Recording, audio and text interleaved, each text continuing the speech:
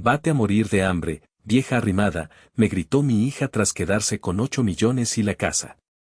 Me humilló y me botó a un rancho seco, sin saber que allí mi esposo me dejó la llave de su verdadera fortuna. Si aún no estás suscrito al canal, haz clic en el botón de suscripción y activa la campanita para no perderte ninguna de nuestras historias. Tu apoyo significa todo para nosotros. Si esta historia te parece interesante, déjale un like. También me encantaría saber de qué ciudad eres, déjanos el nombre de tu ciudad en los comentarios. Ahora, empecemos con la historia. El aire en la notaría olía a papel viejo y a un café que se había enfriado hacía horas. Era un olor a finales, a puntos finales puestos sobre vidas enteras. Yo, Berenice, a mis 58 años, me sentía como una pieza de mobiliario más en aquella habitación solemne, un objeto antiguo, útil en su tiempo, pero ahora cubierto por una fina capa de polvo y olvido. Sentada en un pesado sillón de cuero que crujía con cada uno de mis nerviosos movimientos, mantenía las manos entrelazadas sobre mi regazo, apretando mis propios dedos para anclarme a la realidad. Frente a mí, mi hija Ximena, era todo lo contrario. A sus 32 años, parecía una pantera contenida en un traje sastre de diseñador, color carbón.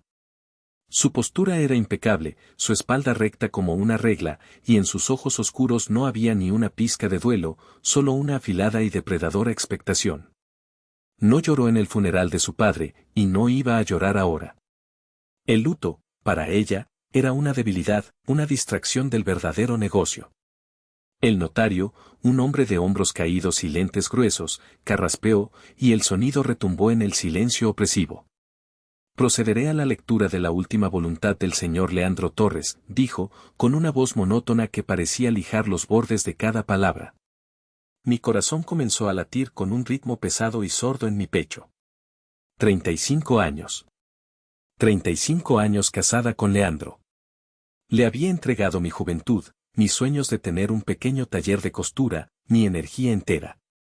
Había criado a nuestra hija, había convertido 4 paredes en un hogar, había sido el aceite silencioso que mantenía en marcha la maquinaria de su vida para que él pudiera construir su imperio de cemento y varillas. Esperaba, no sé qué esperaba. Justicia, quizás.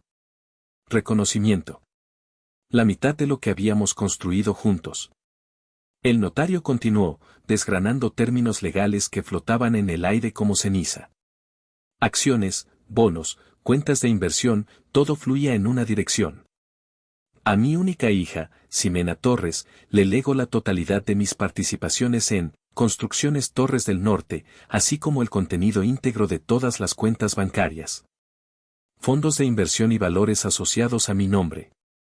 Adicionalmente, le lego la residencia familiar ubicada en la calle Paseo de los Laureles, número 114, con todo su contenido. El aire se escapó de mis pulmones. La casa. Nuestra casa. El jardín donde le enseñé a Ximena a andar en bicicleta. La cocina donde horneé cada uno de sus pasteles de cumpleaños. Finalmente, continuó el notario, ajustándose los lentes, a mi esposa, Berenice Vega, le lego en su totalidad el rancho conocido como La Resolana, ubicado en el municipio de San Juan del Seco. Con todo lo que se encuentre en él. Silencio. Un silencio tan profundo que podía oír el zumbido de la lámpara fluorescente sobre nosotros. La Resolana. Un pedazo de tierra olvidado que el padre de Leandro le había heredado, un lugar del que Leandro siempre se había quejado, llamándolo el secarral inútil. No habíamos ido allí en más de 20 años. Levanté la vista lentamente. Ximena me estaba mirando. Y en su rostro, vi algo que me heló la sangre más que las palabras del testamento. Era una sonrisa. No una sonrisa de alegría, sino de triunfo absoluto, frío y afilado como un trozo de vidrio roto. Era la sonrisa de alguien que no solo había ganado, sino que había disfrutado viendo al otro perder. Eso es todo, susurré, mi voz un hilo de telaraña. El notario asintió, sin atreverse a mirarme a los ojos. Eso es todo, señora Torres. Mis condolencias, de nuevo. Ximena se puso de pie, el movimiento fluido y elegante. Alisó una arruga inexistente en su falda. Gracias por todo, licenciado. Le enviaré a mi asistente para los trámites restantes. Se giró hacia mí, y por un instante, una parte ingenua de mí esperó una palabra de consuelo, un gesto de solidaridad. En cambio, su voz fue cortante. Vamos. Tengo cosas que hacer. En ese momento, en esa fría notaría, comprendí que no solo había perdido a mi esposo. Había perdido todo lo que creía haber construido. Y lo más doloroso, me di cuenta de que la hija a la que le había dado la vida, me la estaba quitando ahora, pieza por pieza. El viaje de regreso a casa fue un ejercicio de tensión silenciosa. Ximena conducía su lujoso auto alemán con una concentración feroz, sus nudillos blancos sobre el volante de cuero. Yo miraba por la ventana, viendo pasar las calles de la ciudad que había sido mi hogar durante décadas. Los árboles familiares, las tiendas, el parque, todo parecía ahora el paisaje de una vida ajena, un recuerdo que se desvanecía a través de un cristal empañado. Cada semáforo en rojo era una tortura, un silencio suspendido en el que el único sonido era el suave murmullo del aire acondicionado. Intenté hablar una vez. Ximena, tu padre. No ahora, mamá, me cortó, sin apartar la vista del frente. No estoy de humor. Y eso fue todo. La conversación murió antes de nacer. Cuando llegamos a la calle Paseo de los Laureles, a nuestra calle, sentí una punzada de esperanza irracional. Quizás al llegar a casa, al entrar en el espacio que compartíamos, algo cambiaría. Quizás la familiaridad de las paredes ablandaría su corazón. ¡Qué tonta fui! En cuanto entramos en el recibidor, Ximena dejó su bolso de diseñador sobre la mesa de caoba y se giró hacia mí. Su rostro era una máscara de eficiencia impersonal. Bien, dijo, como si estuviera dirigiendo una reunión de negocios. Seamos prácticas.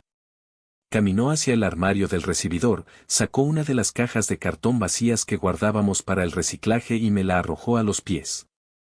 El golpe sordo de la caja contra la alfombra persa fue como un disparo. Tienes una hora, declaró, cruzándose de brazos. Empaca tus cosas personales. Ropa, artículos de aseo, ese tipo de cosas. Y solo las personales. La miré, tratando de procesar sus palabras. El aire parecía haberse vuelto espeso, difícil de respirar.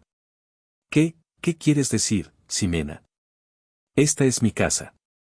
Su risa fue corta, seca, sin una gota de alegría. Un sonido como de ramas secas rompiéndose. Era tu casa, me corrigió, saboreando cada sílaba. La lectura fue bastante clara, ¿no crees? Ahora es mía. Sentí que el suelo se hundía bajo mis pies. Me apoyé en la pared para no caer. Pero, ¿a dónde iré? No tengo a dónde ir. Claro que sí, dijo ella con una lógica cruel. Papá te dejó un rancho. Puedes ir allí. Ese lugar está en ruinas, exclamé, la desesperación finalmente rompiendo mi voz. No tiene agua corriente, apenas tiene techo. Nadie ha vivido allí en 20 años. Ximena se encogió de hombros, un gesto de indiferencia tan brutal que me robó el aliento. Pues tendrás que arreglarlo. Considera esto una oportunidad para volverte autosuficiente. Siempre te quejabas de que no tenías proyectos propios. Me acerqué a ella, mis manos temblando. Ximena, por favor. Hija. No puedes hacerme esto. Soy tu madre. Fue un error. Apelar a su corazón fue como intentar prender fuego a una piedra mojada. Su expresión se endureció hasta convertirse en puro desprecio. Dio un paso hacia mí, invadiendo mi espacio, obligándome a retroceder. ¿Mi madre? Mi madre era la esposa de un hombre rico. Una mujer que nunca tuvo que trabajar un día en su vida, que vivió de él como una arrimada. Ahora él ya no está. Se acabó el viaje gratis. Y entonces, con una fuerza que no esperaba, me agarró del brazo y me arrastró hacia la puerta principal. Abrió la puerta de un tirón, exponiéndome al sol de la tarde que de repente se sentía hostil y cegador. «Lárgate», gritó, y su voz, esa voz que yo había arrullado para dormir, ahora era un arma. «Y vete a morir de hambre a tu rancho seco, vieja arrimada». Me empujó fuera, al pórtico de cantera que yo misma había diseñado. Tropecé, casi cayendo por los escalones. Y antes de que pudiera darme la vuelta, antes de que pudiera decir una palabra más, oí el sonido más definitivo y desolador de mi vida, el pesado clic de la cerradura de mi propia casa, cerrándose para siempre.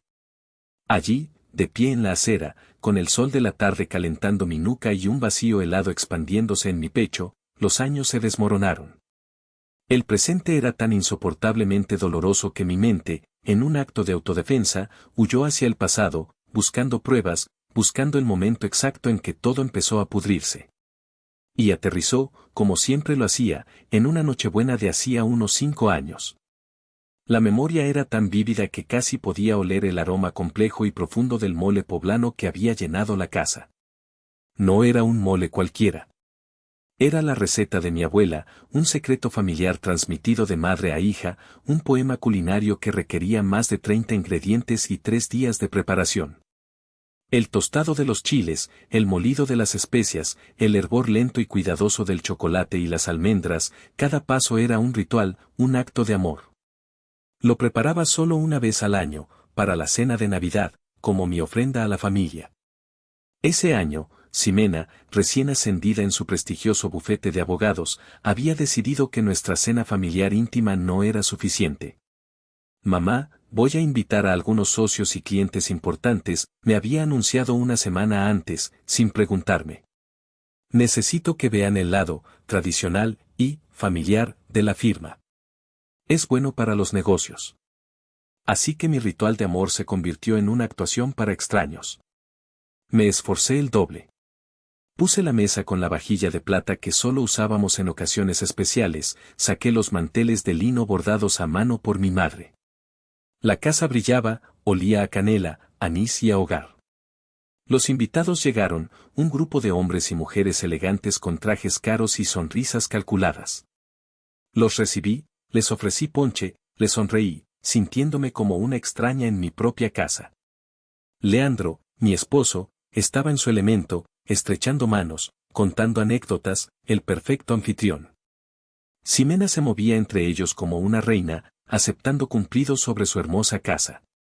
Cuando llegó el momento de sentarse a la mesa, serví el mole con orgullo, el pavó bañado en esa salsa oscura, casi negra, salpicada de ajonjolí tostado. Era una obra de arte. Uno de los socios, un hombre mayor, lo probó y sus ojos se abrieron de par en par. Señora Torres, esto es una maravilla. Es el mejor mole que he probado en mi vida. Sentí una oleada de calor, un pequeño brote de alegría. Pero antes de que pudiera agradecerle, la voz de Ximena, clara y cortante como el hielo, atravesó la mesa. ¡Ay, Ricardo, qué amable eres! Pero es un platillo un poco rústico, ¿no crees? Muy de pueblo. A mí me parece algo pesado. Se giró hacia mí, con una sonrisa que no llegaba a sus ojos. Mamá, con todo el respeto, quizás el próximo año deberíamos pedir un catering. Algo más, internacional. El cumplido del socio se marchitó en el aire. La calidez en mi pecho se convirtió en una piedra de hielo. Vi cómo algunos invitados intercambiaban miradas incómodas. Leandro, en la cabecera de la mesa, simplemente se rió. Una risa corta, nerviosa. ¡Ay, esta hija mía, siempre tan moderna!, dijo, tratando de aligerar el ambiente. Pero no me defendió. Nunca lo hacía. La humillación fue un sabor amargo que se mezcló con el mole en mi boca.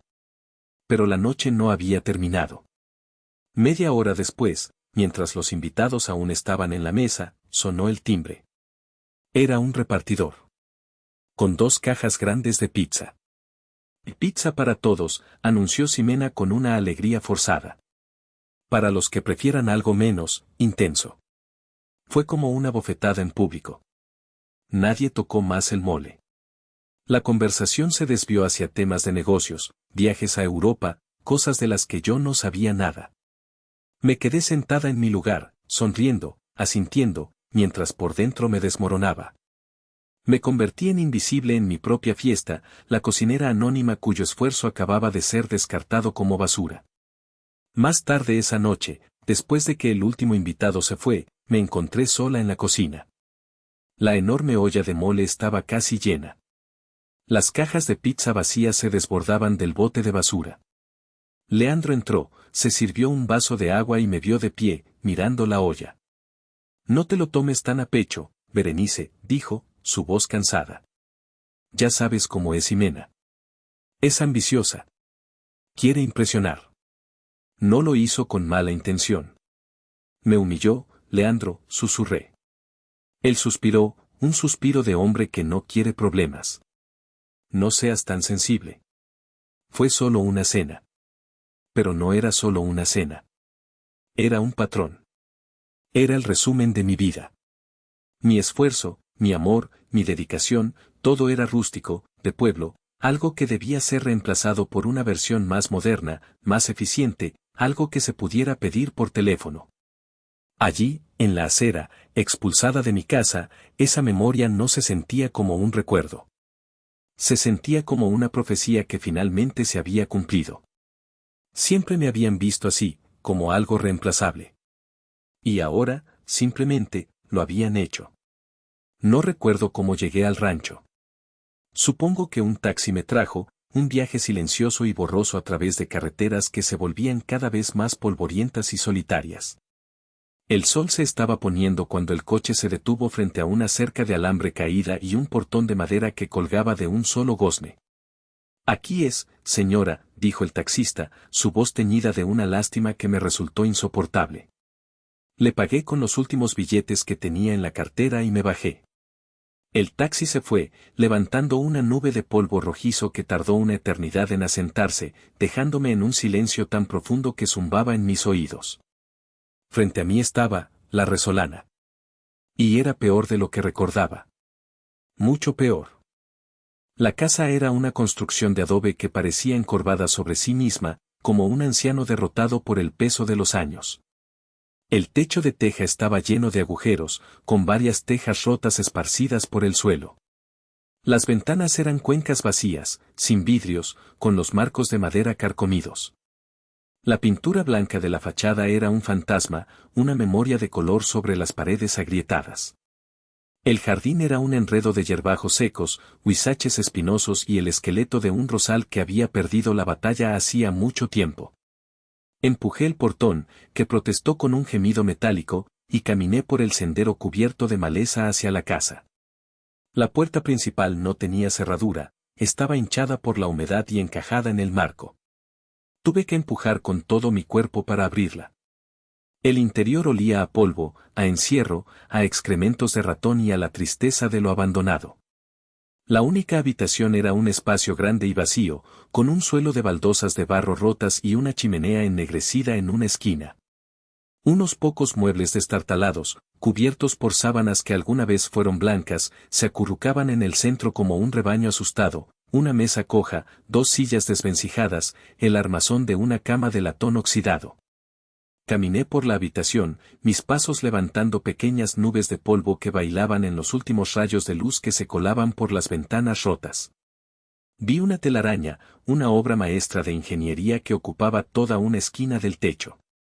Vi el rastro de una gotera, una mancha oscura y sinuosa que bajaba por la pared como una lágrima petrificada. Este era mi reino ahora. Mi herencia. Dejé la única caja de cartón que había logrado llevarme sobre la mesa. Contenía un par de cambios de ropa, mis artículos de aseo, un álbum de fotos que había agarrado en un acto de rebeldía de último segundo, y mi viejo costurero. A medida que la oscuridad se tragaba el paisaje, el frío del desierto comenzó a filtrarse por las grietas. No había electricidad. No había agua. No había nada. Me senté en el suelo polvoriento, abrazando mis rodillas, esperando que llegaran las lágrimas. Esperaba un torrente, un diluvio de dolor y autocompasión que me ahogara. Pero las lágrimas no vinieron. El dolor era una roca demasiado grande y pesada en mi pecho, tan densa que no dejaba espacio para nada más. Era un estado de shock, un entumecimiento que me protegía del verdadero alcance de mi desolación. En lugar de llorar, me puse de pie. Algo dentro de mí, un instinto de supervivencia que no sabía que poseía, se negó a derrumbarse. Caminé hacia mi caja y saqué el costurero. Era una vieja lata de galletas danesas, abollada y oxidada en los bordes, pero dentro, todo estaba en perfecto orden, hilos de colores enrollados en carretes de cartón, un acerico con forma de tomate lleno de alfileres y agujas, un dedal de plata, unas tijeras pequeñas y afiladas. El legado de mi verdadera vocación, la que había abandonado por mi familia. Encendí una de las velas de emergencia que siempre llevaba en mi bolso. A la luz parpadeante, busqué en la caja hasta que encontré una de las sábanas viejas que había usado para envolver mis cosas. Estaba rota. Me senté de nuevo en el suelo, con la espalda apoyada en la pared fría. Con una precisión que mis dedos no habían olvidado, enhebré una aguja con hilo blanco. Y comencé a coser. Puntada tras puntada. El pequeño movimiento rítmico de la aguja entrando y saliendo de la tela era hipnótico. Era un acto de creación en medio de la destrucción. Era un acto de orden en medio del caos. No estaba arreglando una sábana vieja y sin valor. Estaba remendando los bordes deshilachados de mi propia alma. Estaba demostrándome a mí misma que, aunque me lo habían quitado todo, todavía tenía mis manos. Todavía tenía mi habilidad. Todavía podía unir lo que estaba roto. Esa primera noche en mi exilio, a la luz de una sola vela, no lloré. Cosí. Y en cada puntada, sin darme cuenta, estaba tejiendo el comienzo de una nueva Berenice. Una que no sabía que existía. Una que no se rendiría. Los primeros días en La Resolana fueron una lección brutal de supervivencia. Aprendí a medir el día por el movimiento del sol y no por el reloj. Aprendí que el silencio del campo no es silencio en absoluto, sino una sinfonía de sonidos sutiles, el viento silbando entre los huizaches, el zumbido de los insectos, el llamado lejano de un coyote al anochecer. Mi cuerpo, acostumbrado a la comodidad, protestaba con dolores en músculos que no sabía que tenía. Mis manos, antes suaves, se llenaron de ampollas y rasguños por acarrear agua de un pozo cercano que, milagrosamente, aún tenía un hilo de vida. Estaba completamente aislada, una náufraga en una isla de tierra seca. Y fue en ese aislamiento donde recibí la llamada que me empujó del borde de la desesperación al abismo de la rabia. Había logrado cargar mi viejo teléfono celular en el coche de un vecino compasivo que pasaba una vez al día por el camino principal. Al cuarto día, sonó, el tono de llamada estridente y fuera de lugar en la quietud del rancho. Era mi hermana, Dalia. ¿Berenice? Hermana. Estaba tan preocupada por ti, dijo, su voz un torrente de falsa dulzura. Sentí una oleada de alivio. Dalia. Mi hermana pequeña. Quizás no estaba tan sola después de todo. Dalia, qué bueno que llamas, dije, mi voz ronca por el desuso. Las cosas han sido difíciles. Me imagino, respondió ella rápidamente. Oye, hablé con Ximena. Me contó todo.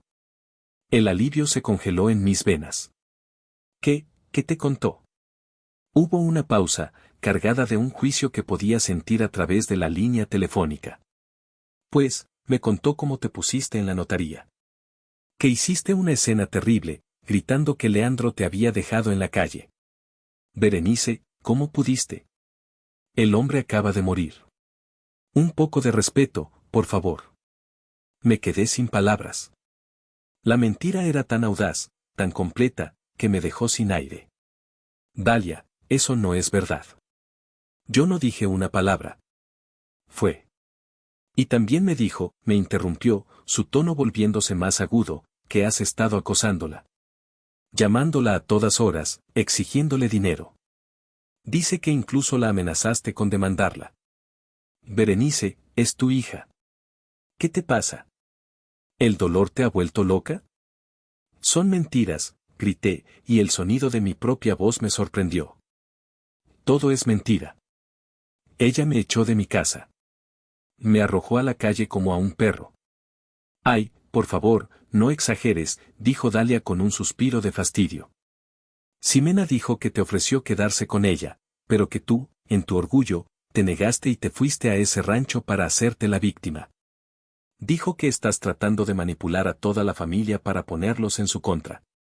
La injusticia de aquello era un veneno que se extendía por mi cuerpo. Dalia, soy tu hermana. Me conoces desde que nací. ¿De verdad crees que yo sería capaz de hacer algo así? El silencio que siguió fue más elocuente que cualquier palabra. Fue un silencio largo, incómodo, el sonido de la lealtad familiar rompiéndose en pedazos. Finalmente, Dalia habló, su voz ahora fría y distante. No sé qué pensar, Berenice. Pero Ximena sonaba muy convincente. Y, francamente, siempre ha sido un poco dramática. Y entonces, asestó el golpe final. Por cierto, dijo, su tono cambiando a uno casual, casi alegre. No vas a creer lo que hizo mi sobrina. Es un ángel. Sabiendo lo tristes que estábamos todos, nos regaló a mí y a mi hija un viaje a Cancún, todo pagado, en un hotel de 5 estrellas. Para levantarnos el ánimo. ¿No es la niña más considerada del mundo? Me quedé de pie, con el teléfono pegado a la oreja, escuchando el eco de sus palabras. Mi dolor, mi humillación, mi exilio, todo había sido borrado y reemplazado por una narrativa conveniente en la que yo era la villana loca y codiciosa, y Ximena era la hija generosa y afligida. Y mi propia hermana, comprada con unas vacaciones en la playa, había aceptado esa versión sin dudarlo. Tengo que colgar, Dalia, dije, mi voz apenas un susurro. Bueno. Cuídate. Y trata de calmarte, ¿quieres? Llama a Ximena y pídele perdón. Estoy segura de que te entenderá. Colgué. Me quedé mirando el teléfono en mi mano, ese pequeño rectángulo de plástico que me había traído tanta crueldad. Y algo dentro de mí se quebró. No fue mi espíritu. Fue la última hebra de paciencia, la última gota de sumisión que me quedaba. La tristeza que me había paralizado se evaporó, y en su lugar, un fuego lento y furioso comenzó a arder. Una rabia fría y clara. Ximena no solo me había quitado mi hogar y mi futuro.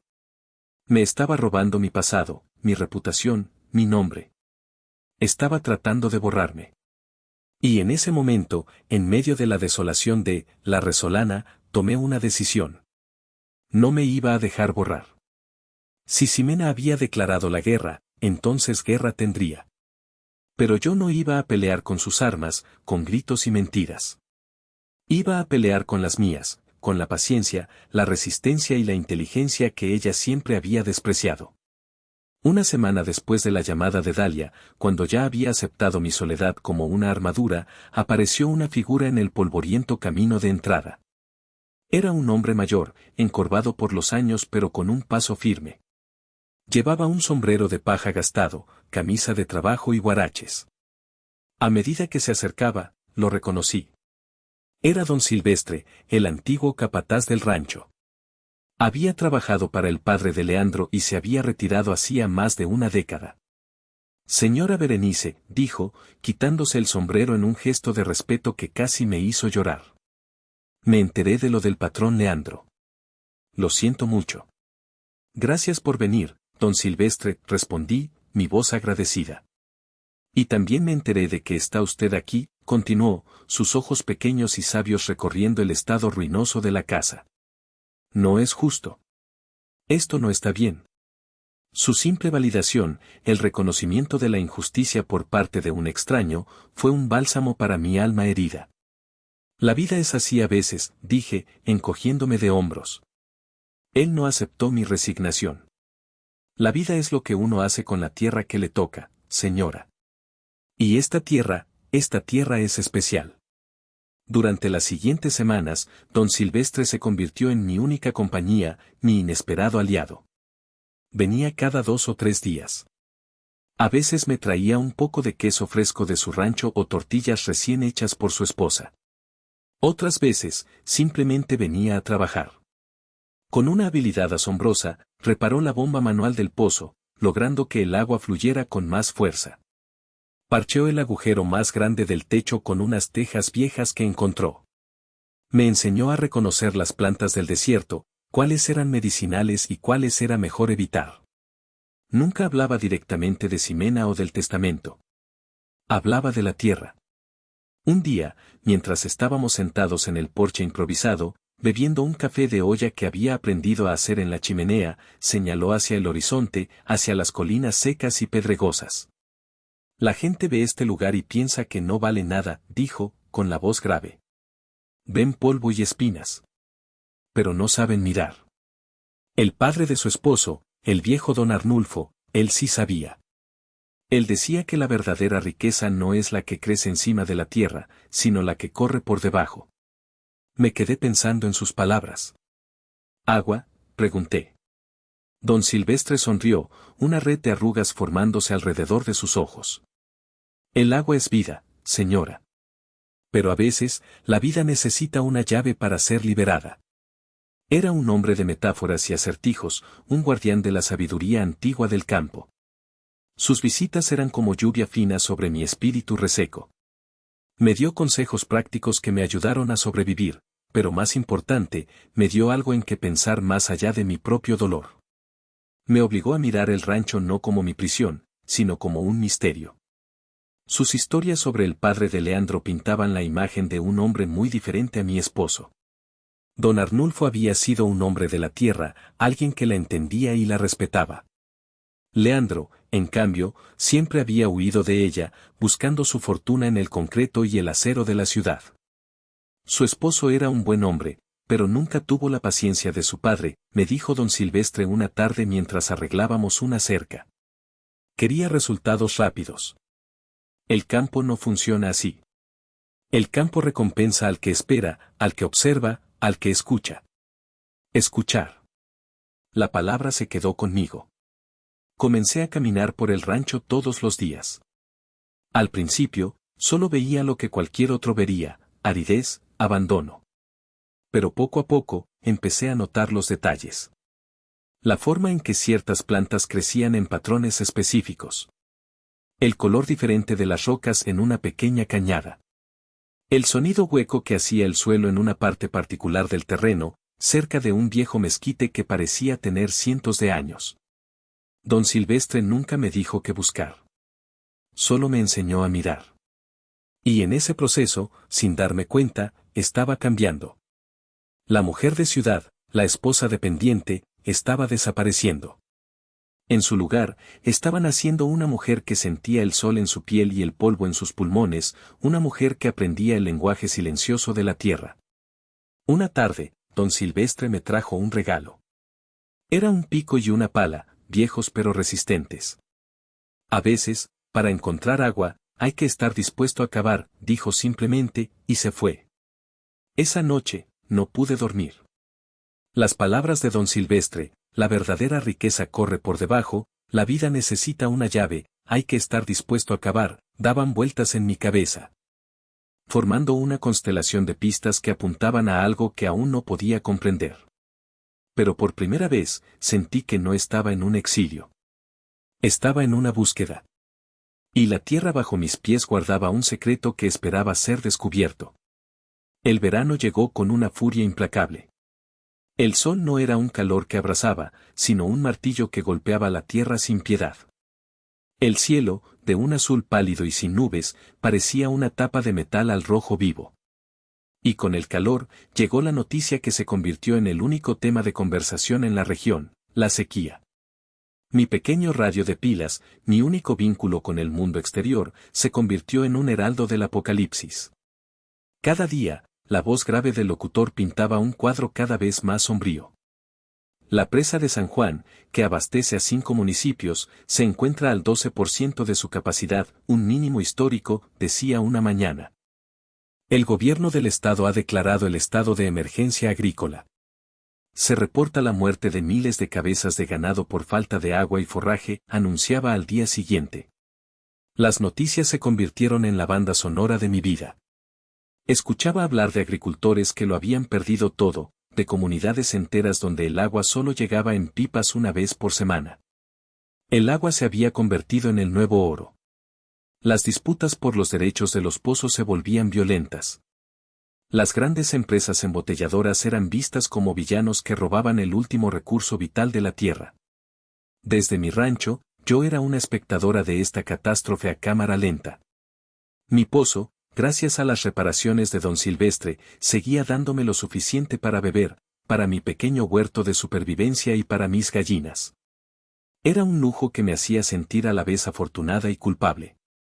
Un día, el vecino que a veces me llevaba al pueblo, un hombre llamado Ramiro, se detuvo en mi portón. Su rostro, normalmente jovial, estaba surcado por la preocupación. Doña Berenice, dijo, secándose el sudor de la frente. La cosa está fea. Dicen que van a empezar a racionar el agua incluso en la ciudad. Mi primo, que tiene un rancho más grande, tuvo que vender la mitad de sus vacas a precio de regalo porque ya no puede darles de beber. Lo he oído en la radio, respondí, sintiendo su angustia. Y lo peor, continuó, bajando la voz, es que los coyotes de siempre ya están haciendo negocio. Las grandes constructoras andan comprando terrenos por nada. Saben que la gente está desesperada. Ofrecen una miseria por ranchos que han estado en familias por generaciones. La palabra constructoras resonó en mi cabeza. Ximena. Su mundo. La sequía no era solo una crisis climática. Era un catalizador. Estaba cambiando el valor de todo. La tierra sin agua no valía nada. Pero la tierra con agua era un reino. Las palabras de don Silvestre volvieron a mí con una fuerza renovada, la verdadera riqueza corre por debajo. La urgencia se apoderó de mí. Ya no era solo mi propia supervivencia la que estaba en juego. El rancho, este pedazo de tierra que había despreciado, de repente se sentía como el centro del universo. La sequía que estaba arruinando a tantos podría ser, de alguna manera retorcida, mi salvación. Esa tarde, mientras el sol se ponía y pintaba el cielo de colores anaranjados y violetas, me paré junto al viejo mezquite en la parte del rancho donde el suelo sonaba hueco.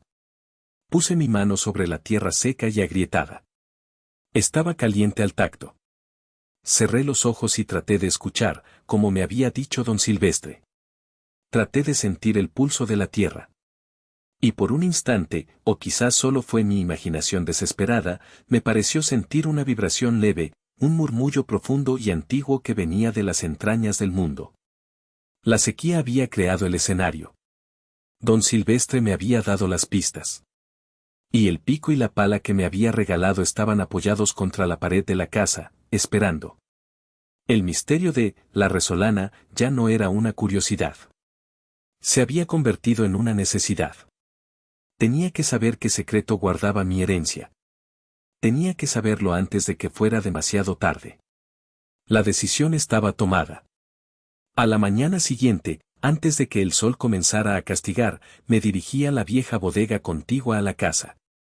Era una estructura a punto de colapsar, llena de herramientas oxidadas, costales podridos y el olor a tiempo estancado. Fue allí donde don Silvestre había insinuado que debía empezar a escuchar. Comencé a limpiar, más por un impulso de poner orden que con un plan concreto. Moví un viejo arado, levanté una pila de llantas resecas. El suelo era de tierra compactada, pero en una esquina, debajo de una pila de leña vieja, había algo diferente, un conjunto de tablas de madera mal ajustadas. Mi corazón dio un vuelco. Usando la punta de la pala, hice palanca. Las tablas, carcomidas por la termita, se dieron con un crujido de protesta, revelando un pequeño espacio hueco debajo. Y en ese espacio, envuelta en un trozo de tela encerada, había una llave. No era una llave común. Era grande, pesada, forjada en hierro negro. El cabezal tenía un diseño intrincado, casi como un trébol de 4 hojas. No había ninguna cerradura a la vista que le correspondiera. Durante 2 días, la llave se convirtió en mi obsesión. La limpié, la pulí, la estudié. Probé en cada puerta, en cada candado viejo del rancho. Nada. Era una llave para una cerradura que no existía. O una que estaba muy bien escondida. Recordé las palabras de don Silvestre sobre la paciencia. Dejé de buscar frenéticamente y empecé a observar. ¿Dónde escondería un hombre como don Arnulfo, un hombre de la tierra, algo importante? No en un lugar obvio. En un lugar que fuera el corazón de la casa. La chimenea. Era el centro de la única habitación, la fuente de calor y de vida en los viejos tiempos. La examiné centímetro a centímetro. Las piedras eran irregulares, unidas con una mezcla de barro y calorías. Pero una de ellas, a la altura de la cintura, parecía ligeramente diferente. El color del mortero a su alrededor era un poco más claro. Usando la punta de un cuchillo de cocina, rasqué el mortero. Se desmoronó fácilmente. Detrás, la piedra estaba suelta. Con un esfuerzo, la saqué. Y en el hueco oscuro que quedó, encontré lo que buscaba. No era una cerradura. Era un baúl. Un pequeño baúl de madera de mezquite, reforzado con correas de cuero y herrajes de hierro. Y en el frente, una cerradura ornamentada que parecía hecha a medida para la llave que había encontrado. Con manos temblorosas, inserté la llave. Giró con un clic satisfactorio y sonoro. Levanté la pesada tapa. El interior olía a cedro y a secretos. No había oro ni joyas. Había papeles. Documentos cuidadosamente ordenados y atados con un cordón de cuero. Y encima de todo, un diario encuadernado en piel. Abrí el diario. La caligrafía era elegante, la de un hombre educado. Era el diario de Leandro. Mi esposo. Mi querida Berenice, comenzaba la primera página, fechada 6 meses antes de su muerte. Si estás leyendo esto, significa que lo lograste. Significa que mi fe en ti no fue en vano. Las lágrimas nublaron mi vista. Seguí leyendo. Página tras página, Leandro me hablaba desde la tumba. Me confesaba sus miedos, su arrepentimiento. Escribía sobre cómo había visto a Ximena transformarse, cómo su ambición se había convertido en una codicia fría y calculadora. Le di todo lo material, escribió, y en el proceso, le arrebaté el alma. Es mi culpa. La hice débil dándole todo fácil. Y entonces, explicó su plan. El testamento no había sido un acto de crueldad hacia mí, sino un acto desesperado de protección. Si te dejaba el dinero a ti, confesaba, Ximena te lo habría quitado. Te habría manipulado, te habría demandado, te habría destruido hasta conseguirlo. La conozco. Pero sabía que nunca, jamás, pondría un pie en La Resolana. Desprecia este lugar. Es su kriptonita. Por eso, el verdadero legado no podía estar a la vista. Tenía que ser una prueba. Una prueba de la fortaleza que yo siempre vi en ti pero que nunca tuve el valor de reconocer en voz alta. Debajo del diario estaban los otros documentos. Mapas topográficos de la propiedad, estudios geológicos que él había encargado en secreto. Y el tesoro, una concesión de explotación de aguas subterráneas, otorgada a su padre, don Arnulfo, en 1972. Un documento oficial, con sellos y firmas, que le daba al dueño de La Resolana el derecho legal y exclusivo de extraer agua de un acuífero masivo que corría, como un río subterráneo, directamente bajo el rancho. Era un tesoro líquido. Una fortuna escondida bajo la tierra que todos consideraban inútil. Leandro había sabido de la sequía que se avecinaba. Los estudios que encargó lo predecían. Su plan había sido una apuesta terrible y arriesgada. Una apuesta a que la crueldad de su hija la cegaría, y a que la fuerza de su esposa la salvaría. Me quedé sentada en el suelo de mi cabaña en ruinas, con el diario de mi esposo en mi regazo y los papeles que cambiaban mi vida esparcidos a mi alrededor. Lloré. Lloré por el hombre que había amado, un hombre más complejo y atormentado de lo que jamás imaginé. Lloré por su falta de valor para enfrentar a su hija en vida. Pero también lloré de gratitud, por su extraña y retorcida forma de amor, por la fe que había depositado en mí al final. Él me había dejado la llave. No solo la llave de hierro que abría el baúl, sino la llave para mi propia liberación. Y ahora, sabía exactamente qué puerta iba a abrir. Con los papeles y el diario de Leandro guardados en una bolsa de lona, tomé el primer autobús a la capital del estado. El viaje fue una transición, no solo de kilómetros, sino de identidad. Con cada pueblo polvoriento que dejábamos atrás, la Berenice víctima, la exiliada, se iba desvaneciendo. En su lugar, una nueva mujer, una con un propósito claro y un poder secreto, comenzaba a tomar forma. No busqué al primer abogado que encontré. Investigué. Pregunté en un café cerca de los juzgados. Busqué a alguien que no tuviera conexiones con los grandes despachos corporativos, alguien conocido por luchar por los desvalidos. El nombre que surgió varias veces fue el de la licenciada Adelaida Montes. Decían que era joven, brillante y que tenía más agallas que un batallón. Su oficina no estaba en un rascacielos de cristal, sino en un edificio histórico restaurado en el centro de la ciudad. Era un espacio elegante pero sin pretensiones, lleno de libros y plantas. La licenciada Montes era una mujer de unos 35 años, con una mirada directa e inteligente y una energía que llenaba la habitación. Me escuchó sin interrumpirme, su expresión pasando de una cortesía profesional a una concentración intensa a medida que yo desgranaba mi historia. Cuando terminé, deslicé la bolsa de lona sobre su escritorio de madera pulida. Estos son los documentos, dije. Ella sacó los papeles con cuidado. Primero examinó la concesión de agua, sus cejas levantándose ligeramente. Luego leyó los estudios geológicos, asintiendo para sí misma. Finalmente, le pasé el diario de Leandro. Sé que esto no es un documento legal, le dije, pero creo que es importante que entienda el contexto. Pasó casi una hora en silencio, leyendo, analizando, absorbiendo cada detalle. Yo esperaba, sintiendo una calma que me sorprendió a mí misma.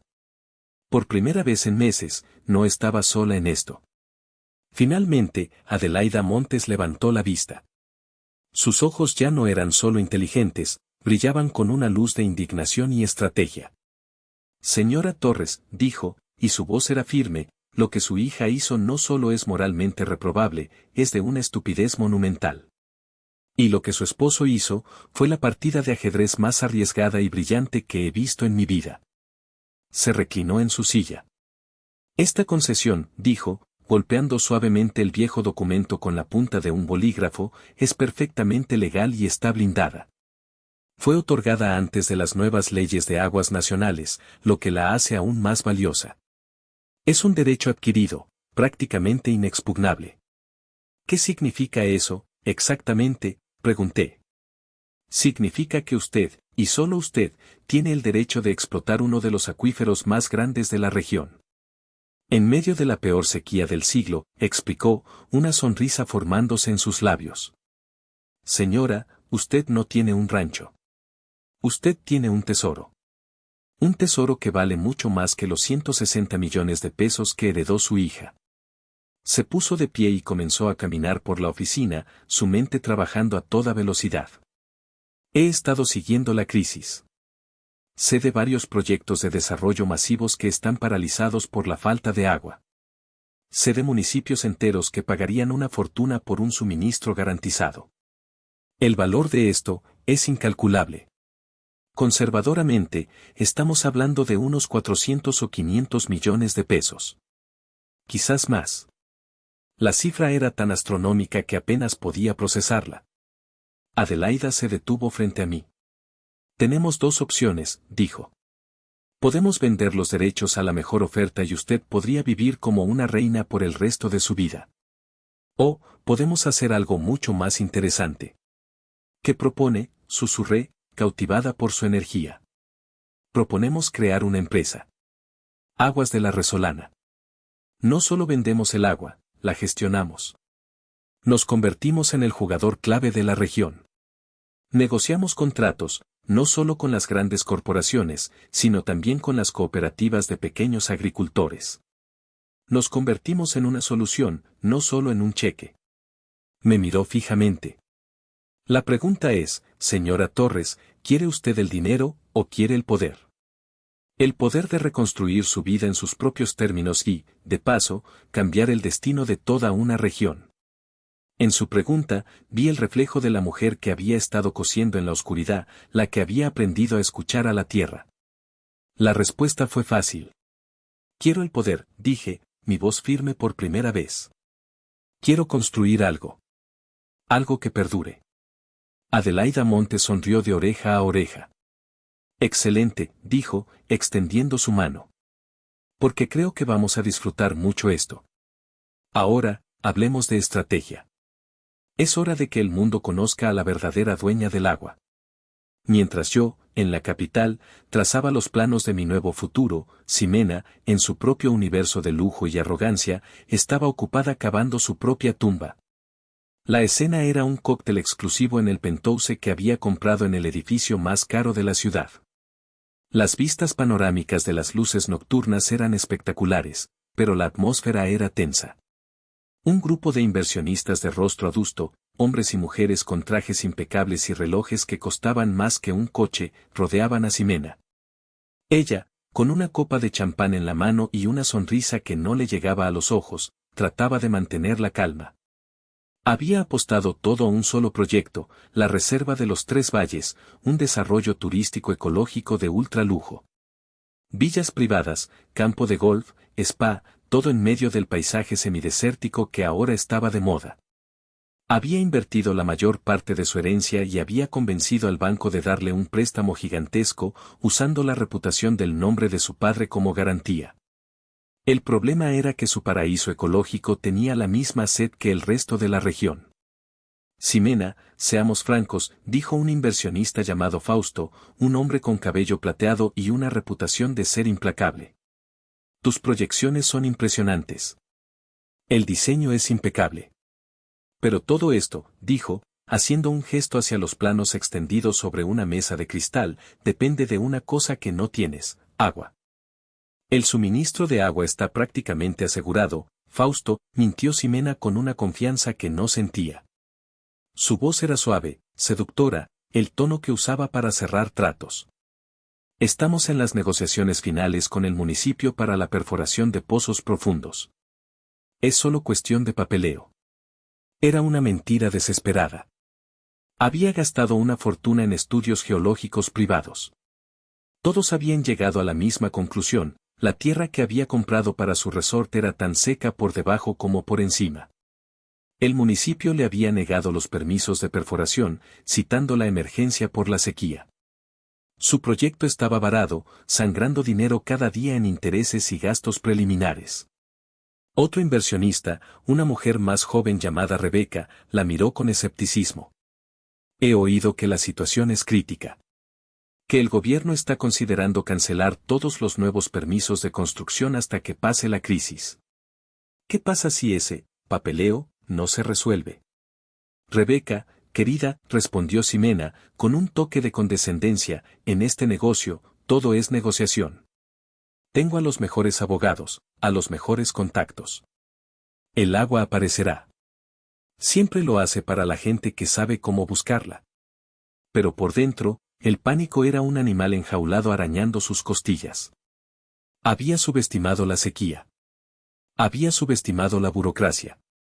En su arrogancia, había creído que su dinero y su apellido podrían doblegar a la naturaleza y a la ley. Y se había equivocado. Sus noches estaban llenas de insomnio, sus días de llamadas telefónicas cada vez más tensas con los gerentes del banco. Había empezado a vender algunas de las acciones que Leandro le había dejado para cubrir los gastos corrientes, esperando que nadie se diera cuenta. Se sentía atrapada en una trampa que ella misma había construido. Su desprecio por mí, por el rancho, era parte de su ceguera. En su mente, yo estaba pudriéndome en la miseria, un problema del que se había deshecho. Nunca se le ocurrió pensar en la Resolana como algo más que un símbolo de mi fracaso. La idea de que ese pedazo de tierra inútil pudiera tener algún valor era tan absurda para ella como la idea de que yo, su madre arrimada y anticuada, pudiera tener algún poder. Esa noche, después de que los inversionistas se fueron, dejando tras de sí un rastro de dudas y advertencias veladas, Ximena se quedó sola en su penthouse. Miró las luces de la ciudad, esas luces que representaban el poder y el éxito que tanto anhelaba. Pero ya no las veía como un reino a sus pies, sino como un mar de ojos que la juzgaban, esperando su caída. Tomó otro sorbo de champán, pero el sabor era amargo, como ceniza. Por primera vez, una pequeña y fría serpiente de miedo se enroscó en su estómago. El miedo de que quizás, solo quizás, no era tan inteligente como siempre había creído. El miedo de que el imperio que estaba tratando de construir era solo un castillo de naipes en medio de un desierto sediento. Y el viento seco de la sequía, estaba empezando a soplar. El escenario para la revelación no pudo haber sido más perfecto. Fue en la Cumbre Anual de Agricultura y Desarrollo del Estado, un evento que reunía a los políticos más importantes, a los empresarios más poderosos y a los agricultores más desesperados de la región. La sequía era el único tema en la agenda. El aire en el centro de convenciones estaba cargado de una mezcla de pánico y oportunidad. Ximena estaba programada como una de las ponentes principales. Era su última y desesperada jugada para salvar su proyecto, para proyectar una imagen de confianza y control ante la comunidad empresarial. Yo estaba allí, sentada en la tercera fila, junto a la licenciada Adelaida Montes. Nadie me reconoció. Para el mundo, yo era solo una señora más, una espectadora anónima. Llevaba un traje sastre de lino crudo, de corte impecable.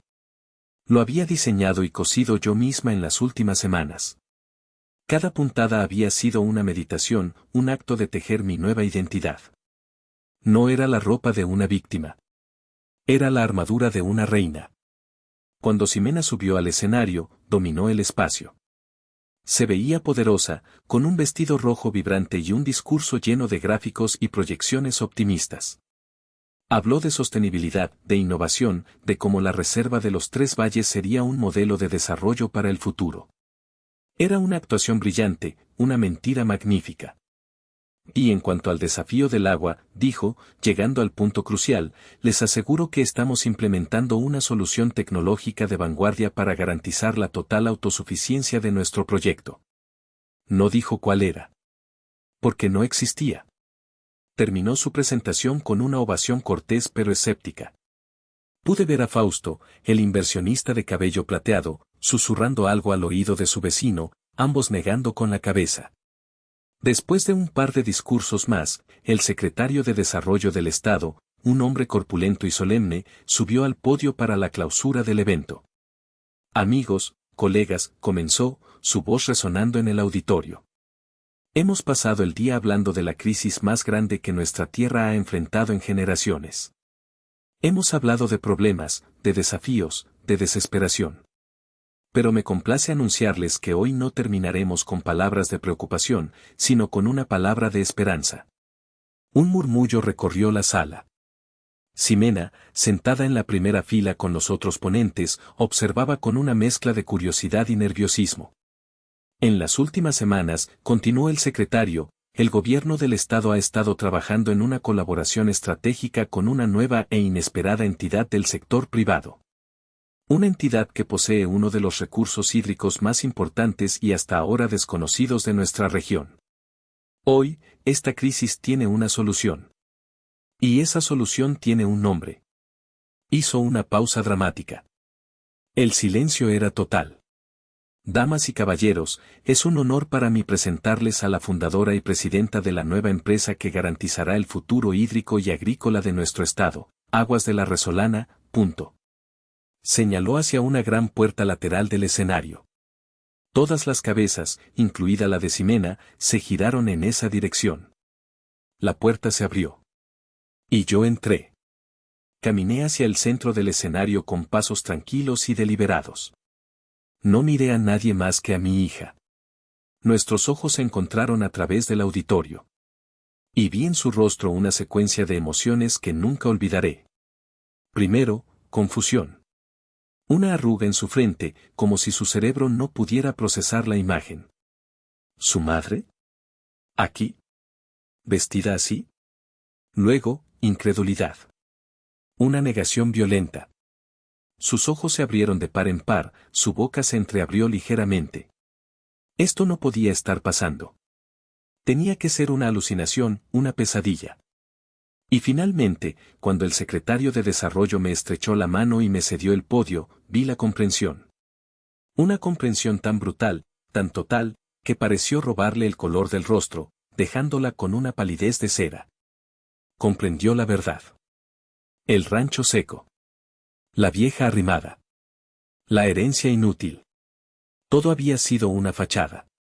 Comprendió que la solución al problema que estaba destruyendo su imperio estaba en manos de la mujer a la que ella había desterrado y humillado. No dije una palabra. No necesitaba hacerlo. Simplemente me paré en el podio, bajo las luces brillantes, y la miré. Dejé que el peso de la realidad cayera sobre ella. Dejé que el auditorio entero fuera testigo de su colapso silencioso. En ese momento, bajo la mirada de toda la élite del Estado, Ximena Torres, la abogada brillante, la empresaria visionaria, se hizo pequeña.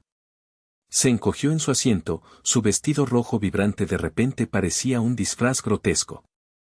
La reina había sido destronada. Y la vieja arrimada, la mujer invisible, acababa de tomar su lugar en el trono. Pasaron 3 semanas. 3 semanas en las que el nombre de Aguas de la Resolana estuvo en todos los periódicos y noticieros.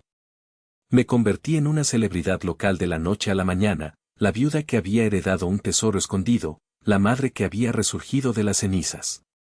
Mi historia, cuidadosamente gestionada por Adelaida, era una de resiliencia y justicia poética. Mientras tanto, el mundo de Ximena se derrumbaba con una velocidad espectacular. La noticia de que la fuente de agua que necesitaba su proyecto estaba en mis manos fue la estocada final. Los inversionistas se retiraron en masa. El banco, al ver que su garantía era un proyecto inviable, ejecutó el préstamo. De un día para otro, lo perdió todo, el penthouse, los coches, las acciones, su reputación. Una tarde, mientras supervisaba la instalación de las primeras bombas de extracción en el rancho, vi un coche modesto y algo destartalado acercarse por el camino de tierra. Se detuvo a una distancia respetuosa de la casa, ahora en proceso de una cuidadosa restauración. De él bajó una mujer que apenas reconocí. Era Ximena. Su cabello, siempre perfecto, estaba recogido en una cola de caballo descuidada. Llevaba unos jeans gastados y una camiseta sencilla. Estaba más delgada, y había unas ojeras oscuras bajo sus ojos que ni el maquillaje podía ocultar. La arrogancia había desaparecido, reemplazada por una fragilidad que nunca antes le había visto. Caminó lentamente hacia mí, sus zapatos levantando polvo. Se detuvo a unos metros, como si una barrera invisible le impidiera acercarse más. Mamá, dijo, y su voz era un susurro ronco, quebrado. Yo no respondí. Simplemente la observé, esperando. La mujer que me había gritado y empujado fuera de mi casa ahora estaba de pie ante mí como una suplicante. Necesito hablar contigo, continuó, retorciéndose las manos. La invité a pasar al porche, donde 2 mecedoras nuevas esperaban bajo la sombra de un tejado recién reparado. Le ofrecí un vaso de agua fresca, bombeada desde las profundidades de nuestra tierra. La bebió con avidez, como si llevara días sin probarla. Nos sentamos en silencio durante un largo rato. Ella miraba sus manos, yo miraba el horizonte, donde las tuberías y los equipos de perforación brillaban bajo el sol, símbolos de mi nuevo poder. Finalmente, habló. Lo perdí todo, dijo, sin mirarme. El banco se quedó con la casa. Vendí el coche para pagar deudas. Estoy en la ruina. Asentí lentamente. Lo sé. Levantó la vista, y sus ojos estaban llenos de una desesperación pura. Mamá, necesito tu ayuda. Ahí estaba. La pregunta que había estado esperando. La pregunta que había ensayado en mi mente cientos de veces. En mis fantasías más oscuras, mi respuesta era cruel y cortante. Le devolvía sus propias palabras, la enviaba a morir de hambre. Pero al verla allí, despojada de todo su poder, de toda su soberbia, no sentí el triunfo que esperaba. Sentí una extraña y pesada calma. ¿Ayuda?, pregunté, mi voz tranquila. La última vez que hablamos, me dijiste que yo era una carga inútil. Una arrimada. ¿Por qué una arrimada podría ayudarte a ti, la gran empresaria? Ella se encogió, como si mis palabras fueran golpes físicos. Yo estaba equivocada. Fui una tonta. Fui cruel. Sí, afirmé. Lo fuiste. Dejé que el peso de esa verdad se asentara entre nosotras. No iba a absolverla fácilmente. Necesitaba que entendiera la profundidad de su traición.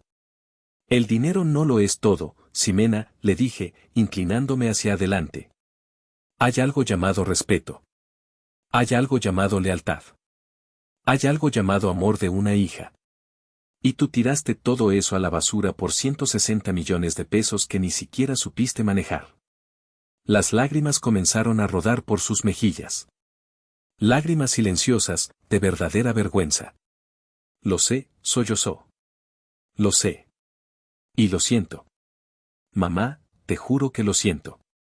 La miré, a mi hija, a esta extraña rota que tenía delante. Y por primera vez, vi un atisbo de la niña que había perdido hacía mucho tiempo. La confrontación final había llegado. Pero no sería una batalla de gritos y acusaciones. Sería una negociación. Y yo, por primera vez en mi vida, dictaría todos los términos. El arrepentimiento es fácil cuando no se tienen otras opciones, Ximena, le dije, mi voz suave pero inflexible. Las palabras son baratas. Las acciones son las que cuentan. Ella asintió vigorosamente, secándose las lágrimas con el dorso de la mano. Haré lo que sea. Lo que me pidas. Trabajaré. Te pagaré. Lo que sea. No quiero tu dinero, la corté. Tengo más del que podría gastar en 10 vidas. Lo que quiero es algo mucho más difícil de dar. Me levanté y caminé hasta el borde del porche. El rancho, que había sido mi prisión, era ahora mi fortaleza. Desde aquí, podía ver el potencial, la vida que volvía a la tierra. Te ofreceré un préstamo, dije, sin darme la vuelta. No un regalo. Un préstamo para que puedas empezar de nuevo. Para que alquiles un pequeño apartamento y busques un trabajo. Pero este préstamo no viene con intereses monetarios. Viene con condiciones. Mis condiciones. Sentí su mirada fija en mi espalda. Las que sean, susurró. Me giré para enfrentarla. Condición número 1, vas a trabajar. Aquí. En este rancho. Cada sábado y domingo, durante los próximos 2 años. Sin excusas. Vas a ensuciarte las manos. Vas a aprender lo que cuesta de verdad producir algo de valor con la tierra. Vas a sentir en tu cuerpo el trabajo que siempre despreciaste. Vi un destello de rebelión en sus ojos, que se extinguió tan rápido como apareció. Asintió. Condición número 2, vas a convocar una reunión familiar. Con todos. Especialmente con tu tía Dalia. Y en esa reunión, vas a leer una carta. Una carta escrita por ti, donde pidas perdón. No solo a mí. A todos. Vas a confesar las mentiras que dijiste sobre mí. Vas a admitir que manipulaste a tu tía con regalos para que se pusiera de tu lado. Vas a limpiar el nombre que te esforzaste tanto en manchar. Palideció. Mamá, eso es, humillante. Humillante, repetí, levantando una ceja. ¿Te parece más humillante que echar a tu propia madre a la calle? ¿Que llamarla, arrimada, y desearle la muerte? La humildad, Ximena, es una lección que necesitas aprender desesperadamente. Bajó la cabeza. Tienes razón. Lo haré. Y la condición número 3, concluí, acercándome a ella hasta que no tuvo más remedio que mirarme a los ojos. Es la más simple y la más difícil. Vas a aprender a escuchar. Cuando vengas aquí, no hablarás de tus problemas, de tus ambiciones, de ti. Vas a escuchar. Escucharás a don Silvestre hablar de las cosechas. Me escucharás a mí hablar de mis planes para esta tierra. Vas a aprender a existir en un mundo donde tú no eres el centro.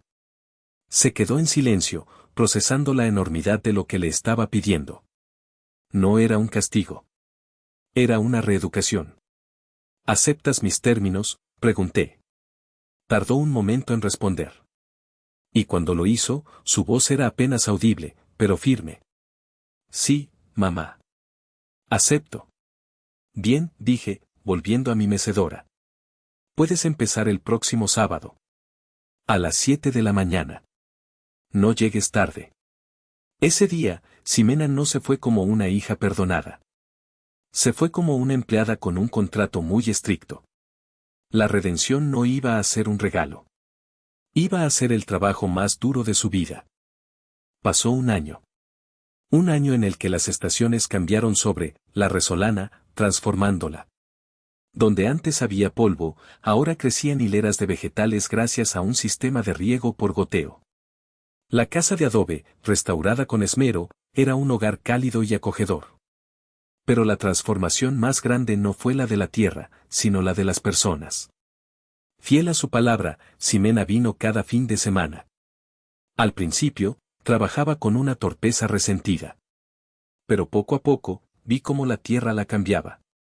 El sol curtía su piel, el trabajo físico fortalecía sus músculos y el silencio del campo parecía calmar la tormenta que llevaba dentro. Cumplió con la reunión familiar. Su disculpa fue dolorosa, humillante y, para mi sorpresa, absolutamente sincera. Dalia no volvió a hablarle en meses. Yo, por mi parte, no me convertí en una empresaria despiadada. Siguiendo el consejo de Adelaida, fundé la cooperativa de agua La Resolana. En lugar de vender al mejor postor, creamos un sistema que proveía agua a un precio justo a los pequeños agricultores de la región, salvando a cientos de familias de la ruina. Me convertí en algo que nunca soñé ser, una líder comunitaria, una matriarca respetada no por su dinero, sino por su sabiduría. Una tarde de domingo, estaba sentada en el porche, observando la puesta de sol. Ximena se acercó después de un largo día de trabajo en el vivero que habíamos construido. Se sentó en los escalones, no en la otra mecedora, manteniendo una distancia respetuosa. El huerto de tomate se ve bien, dijo, su voz tranquila. Creo que la cosecha será buena este año.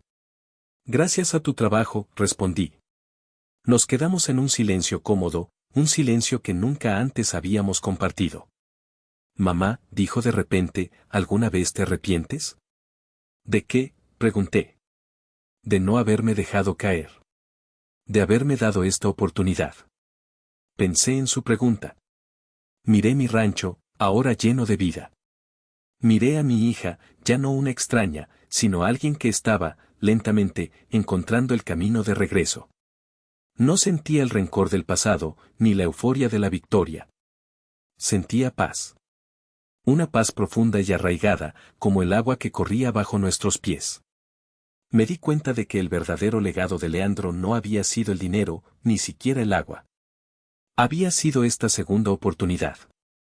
La oportunidad para que yo descubriera mi propia fuerza, y para que Ximena descubriera su humildad. Me giré hacia ella, y por primera vez en mucho, mucho tiempo, le sonreí. Una sonrisa genuina, sin sombras. No, Ximena. No me arrepiento, dije. Pero ahora, la verdadera pregunta es para ti, ¿tú qué has aprendido? Ella no respondió con palabras. Solo asintió lentamente, sus ojos fijos en la tierra que ahora ambas llamábamos hogar. Y en esa mirada, vi que la lección, por fin, estaba siendo aprendida. ¿Hice lo correcto al darle una segunda oportunidad? ¿Ustedes qué hubieran hecho en mi lugar?